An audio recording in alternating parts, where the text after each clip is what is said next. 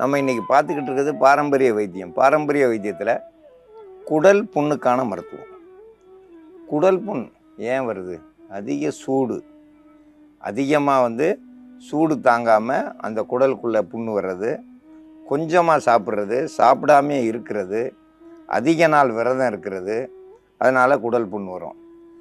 அவங்க படுக்கிற படுக்கைகள் அதிகமான சூடு இருக்கும், அந்த சூட்டாலேயும் வரும். அவங்க செய்கிற வேலைகளாலேயும் குடல் புண் வரும். இந்த குடல் புண்ணுக்கு முக்கிய மருந்தா சிறு தும்பை, மர மஞ்சள், கடுக்காய், தேன், இதெல்லாம் கூட்டு கலவையாக சேர்ந்து இப்போ நம்ம மருந்தாக தயாரிக்க போகிறோம். குடல் புண் வெப்ப காலத்துலேயும் சரி, குளிர்காலத்துலேயும் சரி, குடல் புண் தொடர்ந்து இருந்துக்கிட்டு இருக்குனாக்கா வாயில் புண்ணு இருக்கும், அவங்களுக்கு உதட்டெல்லாம் வெடிப்பு இருக்கும். கடைவாயிலையும் அந்த கடைவாய் 2 பக்கத்துலேயுமே புண்ணு ஆறாமல் தொடர்ந்து இருந்துக்கிட்டே இருக்கும். அவங்க போடுற உடை, படுக்கிற இடம் இதெல்லாம் அதிக சூடாகாமல் இருக்கிற மாதிரி பார்த்துக்கணும்.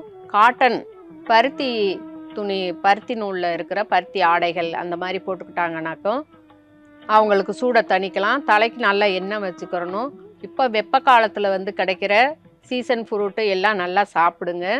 அதே நேரத்தில் இந்த நீர் காய்கள் அப்படின்ற காய்களை சுரைக்காய், பூசணிக்காய், புடலங்காய் அந்த மாதிரி காய்கறிகள் எல்லாம் நிறையா எடுத்துக்கிட்டிங்கனாக்கா உங்களுக்கு அந்த குடல் புண்ணுன்றது ஆறிடும். நேரத்துக்கு சாப்பிட்ற பழக்கம் தவறுனவங்களுக்கு தொடர்ந்து அல்சர் புண்ணு இருந்துக்கிட்டே இருக்கும். அதெல்லாம் போக்கணுன்னாக்கா நம்ம நேரத்துக்கு சாப்பிடணும், நல்லா நிறைய தண்ணி குடிக்கணும். அப்படி இருந்தீங்கன்னாக்கா குடல் புண்ணு ஆற்றிடலாம். இப்போ குடல் புண்ணு ஆறதுக்கான மருந்து தயாரிக்கும் முறையை பற்றி பார்க்கலாம். சிறு தும்பை இலை, இதை நல்லா கொஞ்சமாக தண்ணி விட்டு அரைச்சி பிழிஞ்சு சாராக எடுத்து வச்சுருக்குறோம். ஒரு 20 மில்லிகிராம் இருந்தால் போதும். இப்போ இது கூட மர மஞ்சளும் கடுக்காயும் சேர்ந்த பொடி இந்த சாரோட நல்லா கலந்துடலாம். 1 ஸ்பூன் அளவு கூட தேன் சேர்த்துக்கணும்.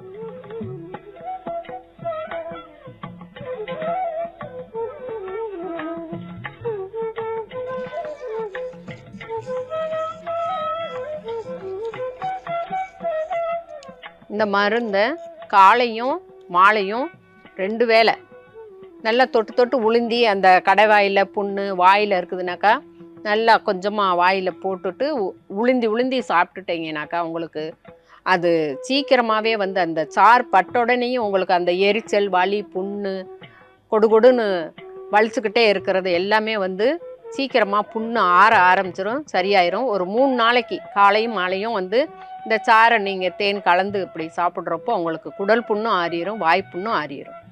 குடல் புண் வந்துட்டாலே ரொம்ப அவதியாக இருக்கும். வாயில் துர்நாற்றம் வீசிகிட்டே இருக்கும். பேசினாலே நாத்தடிக்கும். அப்போ 10 அடிக்கு அந்த பக்கம் இருக்கிறவங்களுக்கு தான் தெரியாது. கிட்ட இருந்தாங்கன்னா அவங்களுக்கு வாய் துர்நாற்றம் அடிக்கும். அதை வச்சே தெரிஞ்சுக்கலாம் குடல் முழுதும் புண்ணு. குடல் புண்ணு தானேன்னு சாதாரணமாக இருந்துடாதீங்க. அந்த புண்ணு அப்படியே நாளடைவில் கேன்சராக மாறிடும். அதனால் தயவுசெய்து குடல் புண் வந்தால் அதை சீக்கிரம் குணமாக்குறதுல கொஞ்சம் கவனம் வைங்க. இதில் முக்கியமாக மரமஞ்சள், சிறுதும்பை, கடுக்காய், தேன் இதெல்லாம் கூட்டு கலவையாக சேர்ந்து மருந்தாக தயாரிச்சிருக்கோம். இந்த சிறுக குடித்தோம்னா அந்த குடலில் பட்டு புண்ணு ஆற ஆரம்பிச்சிடும். 1 வாரத்திலேயே சுத்தமாக அந்த குடலில் இருக்க புண்ணு ஆறிடும். குடல் புண் ஆறுறதுக்கு இது ஒரு சிறந்த மருந்து. இந்த மருந்தை பயன்படுத்தி பயன்பெற வேண்டும் என்று கேட்டுக்கொள்கிறேன்.